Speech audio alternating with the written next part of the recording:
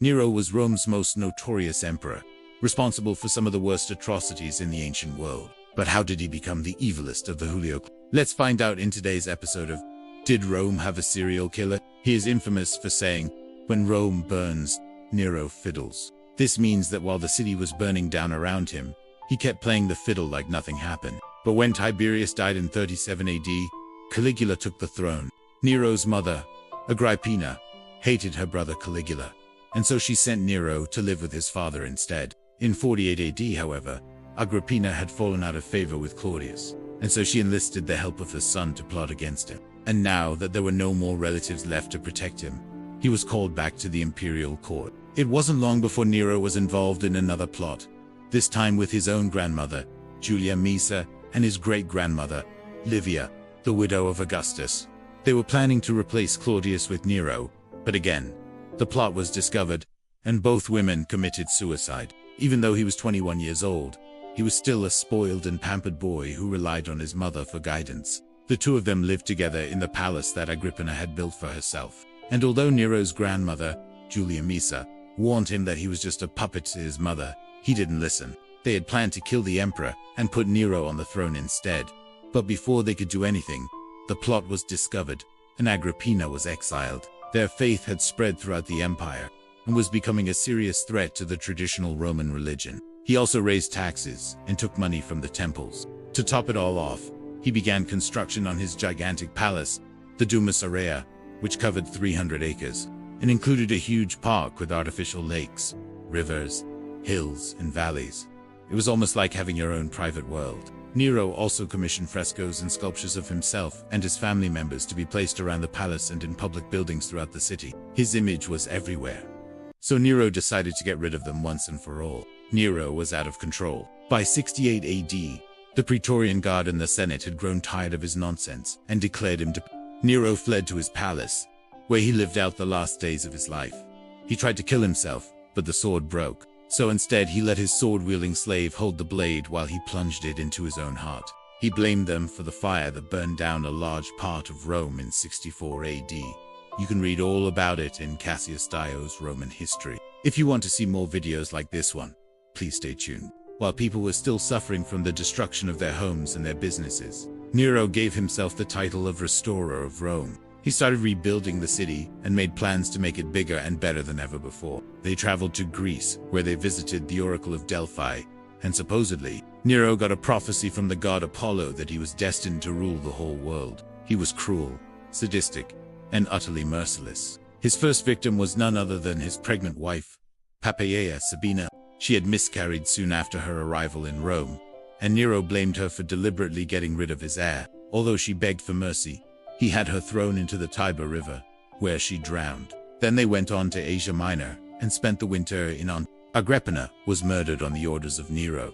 Drusilla was only 15 years old at the time, but Nero wanted to marry her. And when she resisted his advances, he chained her to chariots like a horse and whipped her as she pulled him around.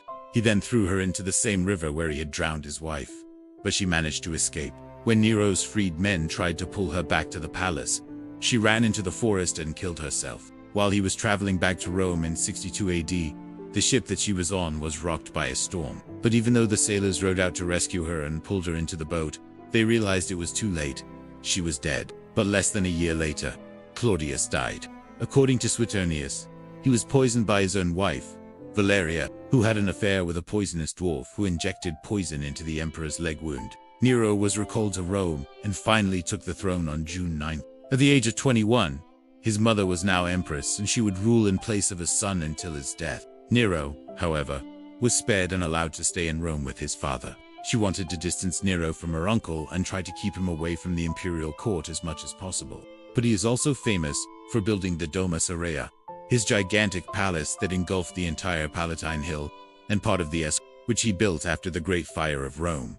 One of them was none other than Claudius's daughter, Octavia, whom she divorced from her son, Nero, and then she set her sights on marrying her son off to a new woman, Poppaea. When Octavia found out what her mother-in-law was planning, she confronted her. Poppaea pretended to be innocent, but Agrippina insisted that she and Nero were already man and wife. To prove her wrong, Poppaea threw herself into a fountain, killing herself.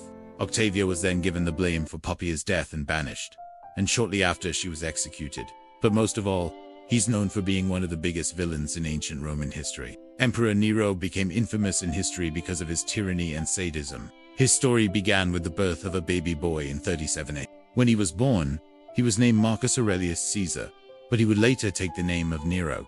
The letter said, Ahenobarbus, Agrippina, and the boy, whom they say you wish to adopt, are all in arms against you. Whether or not this was true, it didn't matter. Caligula became furious and ordered the arrest of his sister's family. Although Nero was only 4 years old at the time, Caligula saw him as a threat and banished him, along with his father and grandfather, to the island of Corsica. His father was Gnaeus Domitius Ahenobarbus, a Roman senator who was married to Julia, the daughter of Augustus, and therefore Nero was a member of the Julio-Claudian dynasty. His mother, Agrippina the Younger, was the daughter of the Emperor Tiberius and the younger sister of Caligula, so Nero had a legitimate claim to the throne. This made him a first cousin once removed of Caligula, but they were also step-first cousins once removed through their fathers. Since their fathers were brothers, does this make any sense at all?